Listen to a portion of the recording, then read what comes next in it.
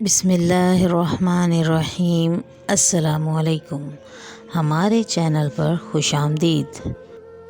میرا تعلق ایک متوسط گھرانے سے ہے۔ ہم 2 بہنیں اور ایک بھائی ہیں۔ بھائی ہم دونوں بہنوں سے بہت بڑے ہیں۔ ہمارے والد کا ایک عرصہ ہوا انتقال ہو چکا تھا۔ انہوں نے ہمارے لیے وراثت میں بہت ساری دکانیں چھوڑی تھیں جو کرائے پر تھیں، جس وجہ سے ہمیں بہت اچھی آمدنی ہو جاتی تھی۔ میرے بھائی بہت ہی سخت مزاج اور کام سے کام رکھنے والے انسان تھے۔ وہ ہم بہنوں سے کبھی بھی ہنس کر بات نہیں کرتے تھے۔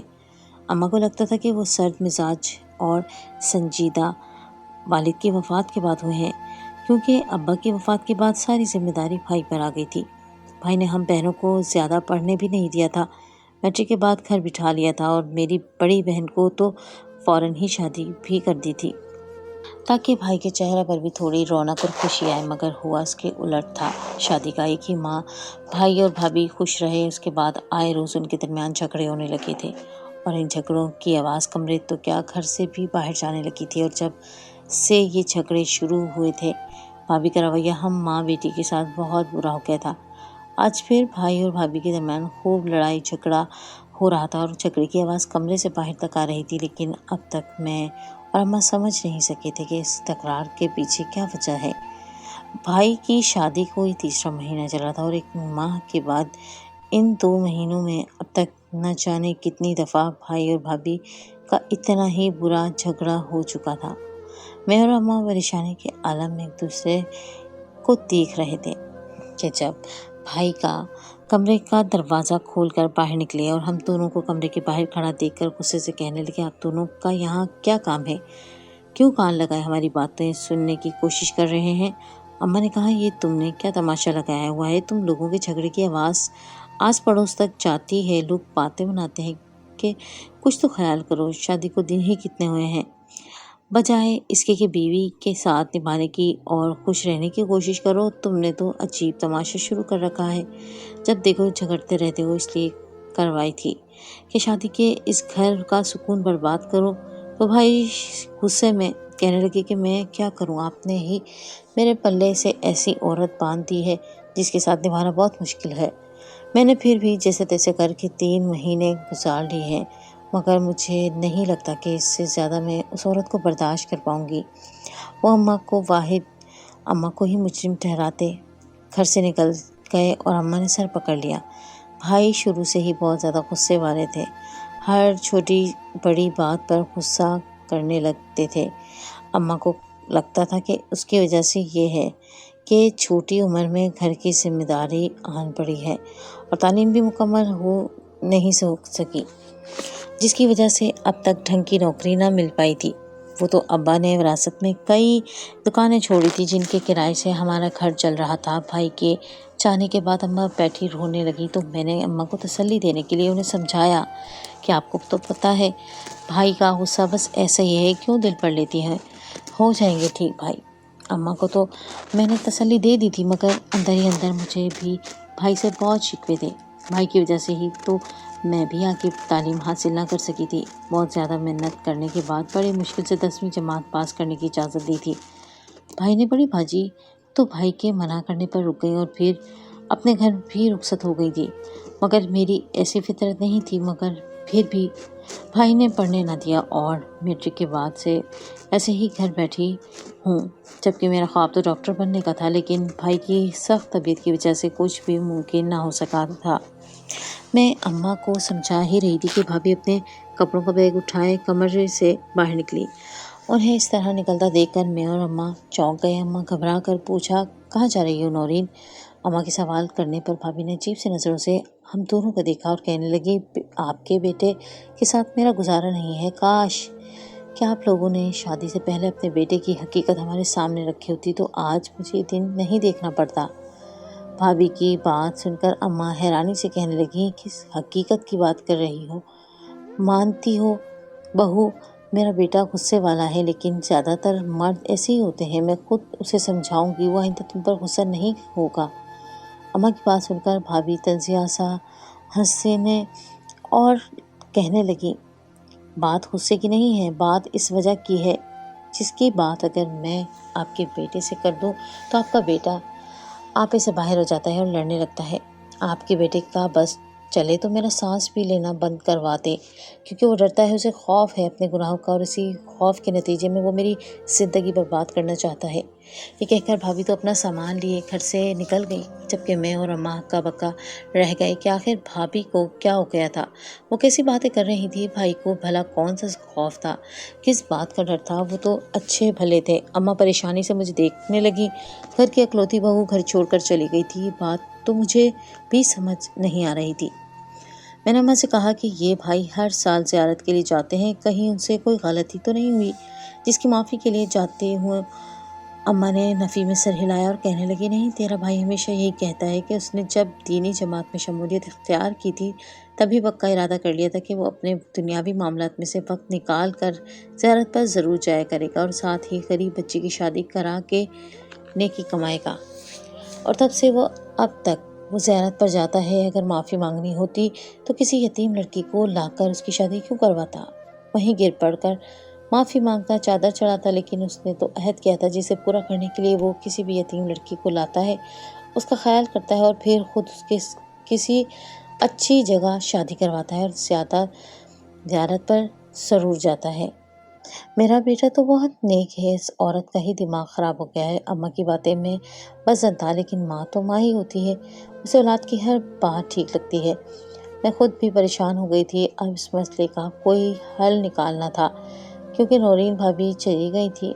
اگر خاندانی والوں کو پتہ چل گیا تو بڑی بدنامی ہوگی۔ رات گئے بھائی گھر لوٹے تو اماں نے انہیں بتایا کہ ان کی بیوی اپنے میکے چلی گئی ہے۔ اماں کی بات سن کر بھائی کہنے لگے، اچھا ہوا، اماں بڑی خراب عورت تھی، میں نے کبھی اس کی برائی نہ کی تمہارے سامنے کہ میری بیوی ہے، لیکن سنو تم، اس کا کردار اچھا نہیں تھا، ہر وقت اسے چھت پر جانے کی پڑی رہتی تھی، کبھی تو زبردستی کرتی کہ بازار اچھا جانا ہے، کوئی کام نہ کاج، لیکن باہر آوارہ گردی کرنی ہوتی تھی۔ اس کو ایسی لڑکیوں کے مزاج کا بتاتے تھے کہ ان کی پرورش کیسی ہوئی ہے۔ باہر کا ماحول اگر ٹھیک ہوتا تو میں اپنی منیبہ اور ہیرا کو پڑھنے کے لیے نہ بھیج دیتا۔ مجھے پتا ہے نا کہ دنیا کیسی ہے، میں تو ان لوگوں کو دنیا کے سرد و گرم سے بچا کے رکھنا چاہتا ہوں، مگر میری بیوی کا تعلق جس قسم کے عورتوں سے ہے، ان عورتوں کے دماغ نہیں ہوتے، بس ہر وہی کام پسند ہوتا ہے جو غلط ہو اور گناہ والا ہو۔ بھائی نے بھابھی کو واپس لانے کی کوئی بات نہیں کی تھی، بلکہ الٹا ان کے چلے جانے جیسے پر 2 نفل شکرانے کے ادا کیے تھے۔ مجھے تو سمجھ ہی نہیں آ رہا تھا کہ بھائی کیسے اتنا سکون سے ہیں، جبکہ ان کی نئی نویلی بیوی ان کو چھوڑ کر چلی گئی تھی۔ اگلے ہی دن بھائی نے اپنا مختصر سا سامان باندھا اور اماں سے کہنے لگی کہ میں زیارت پر جا رہا ہوں۔ اماں بھائی کی بات سن کر بے چین سی ہو گئی، کہنے لگی، ارے پہلے بہو کے مسئلے تو کچھ کرو، پھر تم اپنی نیکی کے راستے پر چلنا۔ دنیا باتیں بنائے گی، جس کو بھی پتہ چلے گا ہم نے نورین کے ساتھ ایسا کیا ہے، وہ ہمیں ہی قصوروار ٹھہرائیں گے۔ بھلا عورت کو کون برا سمجھتا ہے، قصوروار تو بس سسرالی ہی کہلاتے ہیں۔ بھائی کہنے لگے، اماں یہ ممکن نہیں ہے، وہ عورت اس گھر میں نہیں آئے گی، ویسے بھی میں بڑے سکون سے ہوں، میری زندگی کا مقصد اور ابھی اپنا بڑا سا کاروبار کرنا چاہتا ہوں۔ میں نے بہت محنت کی ہے اور اسی محنت کو پورا کرنے کے لیے دن رات محنت کرتا ہوں۔ اللہ کو راضی کرنے سے رزق میں برکت ہوتی ہے، اس لیے تو بار بار زیارت کے لیے جاتا ہوں، اور تم بجائے نیک کاموں میں میرا ساتھ دینے کے الٹا مجھے نورین جیسی عورتوں کے جمیلوں میں الجھانا چاہتی ہو۔ بھائی یہ کہہ کر زیارت کے لیے چلا گیا، اور اماں روتے ہوئے کہنے لگی کہ میں اس لڑکے کا کچھ نہیں کر سکتی، پتہ نہیں کس کے لیے اتنی محنت کر رہا ہے، جبکہ خرچ کا والی بیوی ہی گھر چھوڑ گئی ہے، اور کیا فائدہ اس زیارت اور نیکی کا جب گھر کے مسئلے کو بھی نہیں سلجھانا چاہتا۔ یتیم لڑکیوں کو تو اسے پورا خیال ہے، لیکن اپنی بیوی کا خیال نہیں آ رہا، دوسروں کا گھر بساتا ہے اور اپنا گھر اجاڑنے پر تلا ہے۔ اماں بہت زیادہ ہی فکر مند ہو گئی تھی، کچھ دیر یوں ہی بیٹھا کوستی رہی اور پھر مجھے کہنے لگی، چل بیٹا میری چادر لا، ہم خود نورین کے گھر جا کر اسے لے کر آئیں، اب وہ ہمارے گھر کی عزت ہے، اور اس طرح میں کہ بیٹی اچھی نہیں لگتی۔ اماں اور میں نورین بھابھی کے گھر پہنچے تو بھابھی اور ان کے گھر والوں نے بہت بری طرح ہم سے بات کی۔ بھابھی کہنے لگی، وہ جلدی بھائی سے خلا لے لیں گی، ان کا واپسی کا کوئی ارادہ نہیں ہے۔ ان کی بات سن کر تو مجھے اور اماں کو صدمہ ہی ہو گیا۔ اماں کہنے لگی، ایسی بھی کیا بات ہو گئی جو تم خلا کی بات کر رہی ہو؟ मेरे बेटे ने कौन सा गुनाह कर दिया है मुझे तो बताओ। और अगर उसके गुस्सा करने पर नाराज़ हुई हो तो थोड़ा बहुत गुस्सा तो हर मर्द ही करता है। मेरे शौहर भी बहुत ज़्यादा गुस्सा करते थे, ये भी तो अपने बाप पर ही गया है।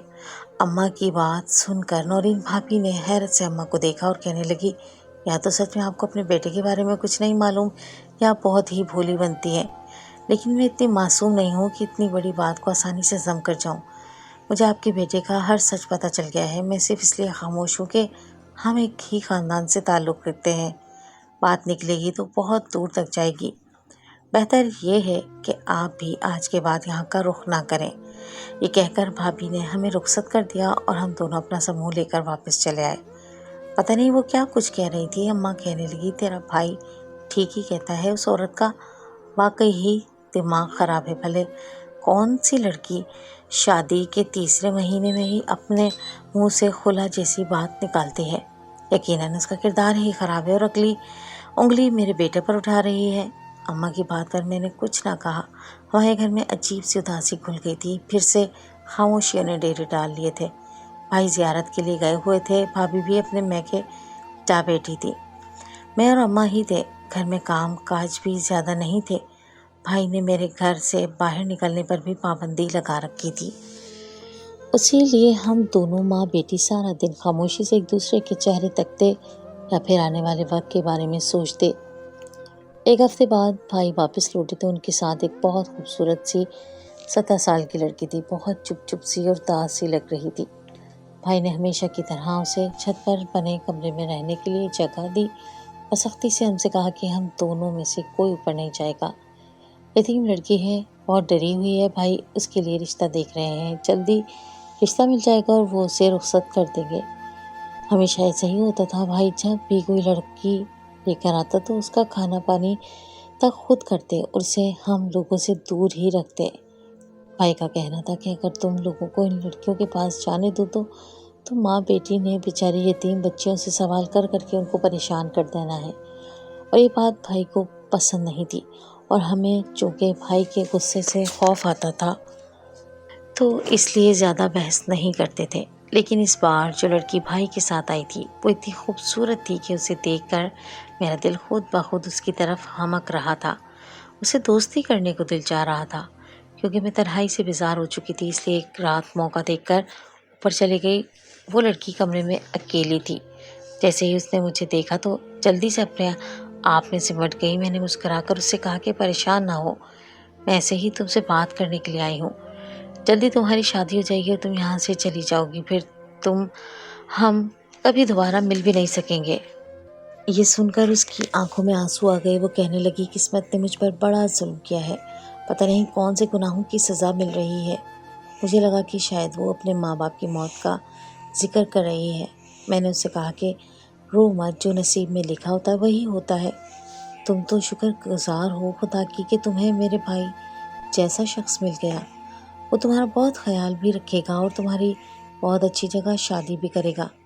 उस लड़की ने डरते डरते पूछा कि आपको अपने भाई के बारे में सब कुछ मालूम है? मैंने कहा, हाँ मुझे मालूम है कि भाई ज़ियारत पर क्यों जाते हैं और आपको यहाँ क्यों लाया गया है।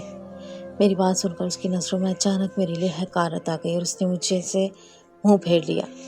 मुझे समझ ही नहीं आई थी कि उसे क्या हुआ है। लेकिन इससे पहले मैं और कुछ पूछती, भाई ऊपर चला आया और मुझसे उसके साथ बैठा देखकर बहुत नाराज़ हुआ। मैं भी डर कर नीचे चली आई। लेकिन उस लड़की की आंखों में अपने लिए उमड़ने वाली अचानक की नफ़रत मुझे समझ नहीं आई थी। मैंने आज तक किसी की आंखों में ऐसी नफ़रत भरी आग नहीं देखी थी। अगली सुबह भाई उसे घर से ये कहकर ले गया कि अच्छा रिश्ता मिल गया है। भाई उसका निकाह पढ़वा कर उसे मस्जिद से ही रुखसत कर देगा। हमेशा यही हुआ था। आज तक ना ही भाई ने किसी लड़की की शादी हमारे सामने की थी और ना ही उसकी रुखसती कभी हमारे सामने हुई। भाई रिश्ता कैसे ढूंढते हैं, शादी के इंतज़ाम कैसे करते हैं, हम माँ बेटियों को कुछ पता नहीं था। बस हम तो यही दुआ करते थे कि भाई की ये नेकी अल्लाह को भा जाए और भाई के रिस्क में बरकत हो। उस लड़की की शादी को 6 महीने गुजर गए थे और इस दौरान और भी बहुत सी लड़कियां आईं और गईं, मगर मैंने फिर किसी लड़की से बात करने की कोशिश नहीं की। और फिर एक रोज़ मेरे लिए बहुत ही अच्छा घर से रिश्ता आया। अम्मा ने भाई को बताया तो भाई ने भी कहा कि अब छोटी की शादी में देर नहीं करनी चाहिए, मुनीबा की तरह हीरा भी जितनी जल्दी अपने घर की हो जाएगी मुझे सुकून हो जाएगा। फिर थोड़ी बहुत छानबीन की गई और रिश्ता तय हो गया और चंद माह के बाद ही थोड़ी बहुत रस्मों के बाद मुझे सुहेल के साथ रुखसत कर दिया गया। सुहेल बहुत अच्छे और पढ़े लिखे इंसान थे। उनकी वापडा में बहुत अच्छी पोस्ट पर नौकरी थी। रुपए पैसे या किसी भी चीज़ की कोई कमी नहीं थी। बज़ाहिर तो मेरी सास भी बहुत अच्छी और ख्याल रखने वाली थी, लेकिन शादी के 8 महीने बाद जब मैं उम्मीद से हुई तो मेरी सास का रवैया कुछ बदल सा गया। वो कहने लगी कि मैं मरने से पहले अपने बेटे की औलाद देखना चाहती हूँ, मगर 8 महीने गुजर गए हैं, आखिर तुम कब मुझे खुशखबरी सुनाओगी। उनकी बात सुनकर मैं घबरा सी गई कि कहीं औलाद की ख्वाहिश में कुछ ऐसा वैसा ना कर दें, क्योंकि अक्सर बेटों की औलाद देखने की ख्वाहिश में अपने बेटों की दूसरी शादी करवाने के पीछे पड़ जाती हैं। जब उन्हें अपने मरने का खौफ हो, मैं बहुत ज़्यादा खौफज़दा हो गई थी। और फिर जब मैं अपने घर आई तो मैंने अम्मा को यही बात बताई। अम्मा भी परेशान हो गई। वे कहने लगी, नसीब से इतना अच्छा शौहर मिला है, उसे किसी तरह मत खोना, औलाद के लिए कोई हल निकालो। मैं और अम्मा कुछ डॉक्टरों के पास भी गए, लेकिन पता चला कि मेरे साथ कुछ भी ऐसा मसला नहीं है कि जिससे मैं माँ ना बन सकूं। बस अल्लाह की तरफ से देर है, मगर मेरी ये कुछ नहीं कह सकते। डॉक्टर की बात उम्मीद भरी थी, मगर फिर भी मैं परेशान थी, क्योंकि मेरी सास शायद इस बात को ना समझ सकती और मज़ीद देर होने पर बेटे की दूसरी शादी करा देती, जबकि अभी तक तो कोई उम्मीद भी नहीं लगी थी। इसीलिए मैंने रोना शुरू कर दिया। अम्मा ने मुझे आंसू बहाता देखा तो परेशान हो गई। फिर कहने लगी, तू भी ज़ियारत पर चली जा, तेरा भाई कहता है वहाँ बड़ों बड़ों की मुरादें पूरी हो जाती हैं। अपने भाई को ही देख ले, उसका कारोबार भी तो कितना जमने लगा है, वो पैसों में खेल रहा है। अब तो मुझे नौरीन के जाने का भी कम नहीं होता। कुछ अर्से में ही मैं तेरे भाई की किसी अच्छी जगह शादी करवा दूंगी। तू भी ज़ियारत पर जाकर अपनी औलाद के लिए मन्नत मान।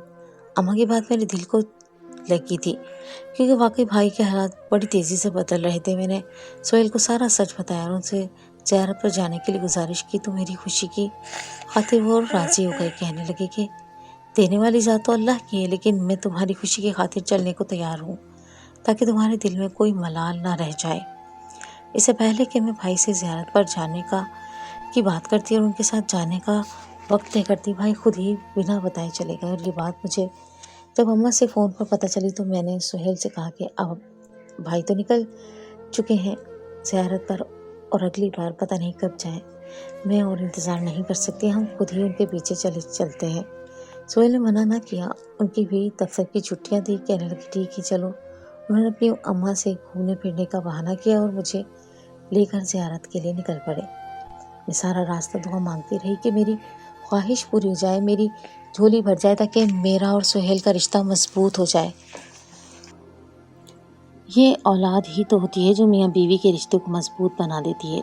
पूरी रात बस के सफ़र के बाद हम सुबह सवेरे ज़ियारत पर पहुँचे तो मैंने भाई की तलाश में नज़र दौड़ाई। मैं पहली दफ़ा यहाँ आई थी। अगर भाई मुझे मिल जाते तो मेरे लिए आसानी हो जाती, लेकिन इतनी बड़ी जगह पर भाई को ढूंढना नामुमकिन था। और फिर रश यहाँ अच्छा खासा था, बहुत सारे लोग मन्नत मानने के लिए आए हुए थे। मैं दिल ही दिल में दुआ करने लगी कि भाई किसी तरह मुझे नज़र आ जाए, क्योंकि यहाँ फ़ोन के सिग्नल भी नहीं आ रहे थे। और उसी लम्हे मेरी दुआ कबूल हो गई। भाई बहुत दूर मुझे नज़र आ गए थे। मैंने सुहेल का हाथ पकड़ा और भाई के पीछे पीछे चल पड़ी, लेकिन भाई बहुत तेज़ तेज़ कदम उठाते आगे की जानिब जा रहे थे। उनके पीछे चलते चलते हम दोनों बहुत दूर निकल आए थे और फिर हमने देखा कि भाई एक जगह रुक गए हैं। वो खाली वीरान सी जगह थी और जगह जगह मिट्टी के टीले थे। वहाँ एक मर्द एक लड़की का हाथ पकड़े खड़ा था। भाई ने उस लड़की का हाथ अपने हाथ में पकड़ा और नोटों की एक गड्डी निकाल कर उस आदमी के हाथ में रख दी और तेज़ी से उस लड़की को लेकर वापसी के लिए पलटे तो सामने ही हम दोनों ठहरे नजर आए। हमें खड़ा देखकर एक लम्हे के लिए उनके चेहरे का रंग उड़ गया था और उनका कदम जंजीर हो गए थे। फिर वो थोड़ा संभल गए, हैरानी वाले लहजे से कहने लगे कि तुम यहाँ क्या कर रही हो हेरा। लेकिन मैं भाई को नहीं बल्कि उस लड़की को देख रही थी जो सारों कतार रो रही थी। मेरे भाई से पूछा, ये कौन है और क्यों रो रही है। पहले तो भाई खामोश हो गया और फिर कहने लगा, ये यतीम लड़की है, मैं इसे शहर ले जाऊंगा। اس کی شادی کراؤں گا، اس کا گھر بس جائے گا۔ میں نے اس لڑکی کی شکل دیکھی جہاں خوف ہی خوف تھا۔ میں نے اس سے پوچھا کہ کیا تم یتیم ہو، کیونکہ مجھے اپنے بھائی کی بات پر پہلی دفعہ بالکل بھی یقین نہیں آیا تھا۔ اس لڑکی نے فوراً انکار میں سر ہلایا اور کہنے لگی نہیں، بلکہ میرے ماں باپ تو مجھے بیچ کر گیا ہے۔ اس آدمی نے مجھے 10,000 روپے کے بدلے خریدا ہے اور اب یہ شہر لے جا کر مجھے آگے بیچ دے گا۔ یہ لوگ بہت ہی ظالم ہیں، انہیں ہم بیٹیوں پر رحم نہیں آتا۔ ہمارے علاقے میں لوگ بیٹی کو رکھنا پسند نہیں کرتے۔ جس کے گھر بیٹی ہوتی ہے وہ اسے جوان ہوتے ہی فروخت کر دیتا ہے، اور آج میرے بکنے کی باری ہے۔ اس لڑکی کی بات سن کر میرے قدموں تلے سے زمین نکل گئی تھی۔ میں نے بھائی سے کہا، یہ کیا کہہ رہی ہے؟ کیا یہ سچ ہے؟ آپ نے اسے اتنے پیسے دے کر خریدا ہے اور اب اسے شہر لے جا کر بیچیں گے؟ اور یہ یتیم والا سب ڈرامہ تھا؟ بھائی، جو اچانک مجھے اور سہیل کو سامنے پا کر اچھے خاصے گڑبڑا گئے تھے، میرے ڈھیر سارے سوالوں پر جیسے ہوش میں آئے تھے، اور مجھے جواب دینے کے بجائے بھائی نے ایک زوردار تھپڑ اس لڑکی کے چہرے پر مارا اور کہنے لگے، منہ بند رکھو اپنا، اب اگر دوبارہ ایسی کوئی بات کہی تو میں تمہیں شہر لے جانے کے بجائے جلا کر مار دوں گا۔ بھائی کے انداز سے مجھے بتا دیا تھا کہ وہ لڑکی سچ کہہ رہی تھی، اور میرا بھائی جو خود کو بہت پارسا ثابت کرتا تھا، وہ اندر سے اتنا گرا ہوا اور کھوکھلا انسان نکلے گا، اس کا مجھے ہرگز اندازہ نہیں تھا۔ اس کی نیکی کا بت میرے آگے چور چور ہو گیا تھا، اور میں اپنے شوہر کے سامنے بری طرح شرمندہ ہوئی تھی۔ سہیل بھی حیرانی سے میری بھابھی کو دیکھ رہے تھے۔ نورین بھابھی کی باتوں کا مطلب مجھے اب سمجھ آیا تھا۔ پھر میں نے اپنے بھائی کو شرمندہ کر کے احساس دلانے کی کوشش کی اور ان سے کہا کہ اس بیچاری کا کیا قصور ہے، اور بے گناہ معصوم لڑکیوں کو بیچ کر آپ بہت بڑا گناہ کما رہے ہیں۔ بھائی، آپ خود بھی تو بہنوں کے بھائی ہیں، یہ لڑکیاں بھی تو آپ کی بہنوں کے جیسی ہیں۔ مگر میری بات سن کر بجائے شرمندہ ہونے کے بھائی مزید بھڑک گئے اور غصے میں مجھے کہا کہ اس کے باپ نے خود اسے میرے ہاتھوں بیچا ہے، میں آگے اسے شہر لے جا کر لاکھ روپے میں بیچ دوں گا، یہی میرا کاروبار ہے اور اسی کے لیے میں یہاں آتا ہوں۔ خبردار، جو تم نے اماں یا منیبہ سے اس بارے میں کوئی بات کی یا میرے کام میں ٹانگ اڑانے کی کوشش کی، تمہاری زندگی مشکل کر دوں گا۔ جاؤ اپنے شوہر کے ساتھ خوشی خوشی اپنی زندگی گزارو۔ مجھے دھمکا کر بھائی اس لڑکی کو لے کر چلے گئے۔ میں ہکا بکا کھڑی بھائی کو دیکھے جا رہی تھی۔ سہیل کو بھی بھائی کی اس حرکت پر یقین نہیں آیا تھا۔ وہ کہنے لگے، دیکھنے میں تو تمہارا بھائی بہت ہی بھلا لگتا ہے، لیکن کام تو دیکھو کتنے گندے ہیں۔ بھائی کی وجہ سے میں تو اپنے شوہر کی نظروں میں ہی گر چکی تھی، اور اس سے بھی زیادہ دکھ مجھے اس لڑکی کی حالت پر ہو رہا تھا جسے اس کے سگے باپ نے فروخت کیا تھا۔ میں نے سہیل سے کہا کہ خدا نے میری جھولی میں فی الحال اولاد نہیں ڈالی، لیکن آج نہیں تو کل میں بھی ماں بنوں گی، شاید میرے گھر بھی بیٹی ہو، میں اسے کسی کی بیٹی کو بازاروں کی زینت بنتا دیکھ سکتی ہوں، بھلے ہی اس کے باپ نے اسے بیچا ہو، لیکن وہ لڑکی تو ایسا نہیں چاہتی نا، ہمیں اس کے لیے کچھ کرنا چاہیے۔ سہیل سلجھے ہوئے اور سمجھدار انسان تھے، انہیں میری بات سمجھ آ گئی تھی۔ وہیں سے ہم دونوں پولیس اسٹیشن گئے اور میں نے اپنے بھائی کے خلاف رپورٹ درج کروائی۔ پولیس نے میری نشاندہی پر بھائی کو نہ صرف گرفتار کیا بلکہ اس لڑکی کو بھی بازیاب کروا لیا۔ ایک طرف ایک لڑکی کی عزت بچ جانے پر جہاں میں پرسکون تھی، تو دوسری طرف اپنے سگے بھائی کے ہاتھوں میں ہتھ کڑی دیکھ کر میرا دل مٹھی میں آ گیا تھا۔ یہ بہت مشکل گھڑی تھی میرے لیے، اور سہیل بھی شاید میری حالت کو سمجھ رہے تھے، تبھی میرا ہاتھ مضبوطی سے تھاما ہوا تھا۔ میرا بھائی نفرت سے مجھے دیکھ رہا تھا، کہنے لگا، تم نے بہن ہو کر مجھے ہی پکڑوایا، میری کیا غلطی ہے؟ اس کا باپ خود ہی اسے اپنی مرضی سے فروخت کر رہا تھا۔ میں نے اپنے بھائی کو دیکھا اور کہا کہ جب آپ جیسے خریدار نہیں ہوں گے تو فروخت کرنے والوں کے ارادے خود بخود پست پڑ جائیں گے۔ اور پھر میں وہاں سے بنا کوئی منت مانے واپس آ گئی تھی، بلکہ میرا تو منتوں پر سے اعتبار ہی اٹھ گیا تھا۔ میں نے اپنا معاملہ اللہ پر چھوڑ دیا تھا۔ میں نے ایک نیکی کا کام کیا تھا اور مجھے یقین تھا کہ یہ نیکی آگے جا کر میرے کام آنے والی تھی۔ اس علاقے کی پولیس والوں نے مجھے یقین دلایا تھا کہ آئندہ یہاں سے کوئی لڑکی فروخت نہیں ہوگی، بلکہ ایسے سخت اقدامات کیے جائیں گے کہ آئندہ نہ کوئی اپنی بیٹی کو بیچنے کا سوچے گا اور نہ ہی کوئی اسے خریدنے کا سوچے گا۔ میری ماں کو جب اپنے بیٹے کی گرفتاری کا پتہ چلا اور حقیقت سامنے آئی تو وہ بہت روئی۔ مجھے اماں کے آنسوں کی تکلیف تو بہت ہوئی، لیکن مجھے اپنی ماں کا رونا بالکل بھی برا نہیں لگا، کیونکہ ان کے لال کی وجہ سے اب تک نہ جانے کتنی ماؤں نے آنسو بہائے تھے۔ اب میں جب بھی اپنی ماں کے گھر ملنے جاتی ہوں، وہ مجھے برا بھلا کہتی ہیں، کیونکہ ان کو لگتا ہے کہ میں نے اس کے بیٹے کو جیل بھجوا کر ظلم کیا ہے۔ میں ظالم ہوں لیکن باجی منیبہ میرے اس عمل سے بہت خوش تھی اور مجھے ہر بار کہتی ہیں کہ تم نے بہت اچھا کیا، اللہ تعالیٰ اس کا اجر ضرور دے گا۔ اور واقعی اللہ نے مجھے اس نیکی کا اجر دیا تھا کہ تھوڑے ہی وقت میں مجھے بھی ماں بننے کی خوشی ملی تھی اور میری ساس بھی اب مجھ سے راضی ہو گئی تھی۔ اب آپ لوگ بتائیں کہ کیا میری غلطی ہے؟ کیا میں نے کچھ غلط کیا ہے؟ کیا ہوا کی بیٹیاں اتنی معمولی ہیں کہ ان کا سودا لگایا جائے؟ ان کی حفاظت کے لیے کچھ نہیں کرنا چاہیے کیا؟ اپنی آنکھوں کے سامنے یہ سب ہوتا دیکھ کر بھی ہمیں کبوتر کی طرح کے مون لینی چاہیے کہ جب تک خطرہ ہمارے گھروں کو نہ پہنچ جائے ہم بیدار نہ ہوں اور ایسے ہی غفلت اور بے حسی کی نیند میں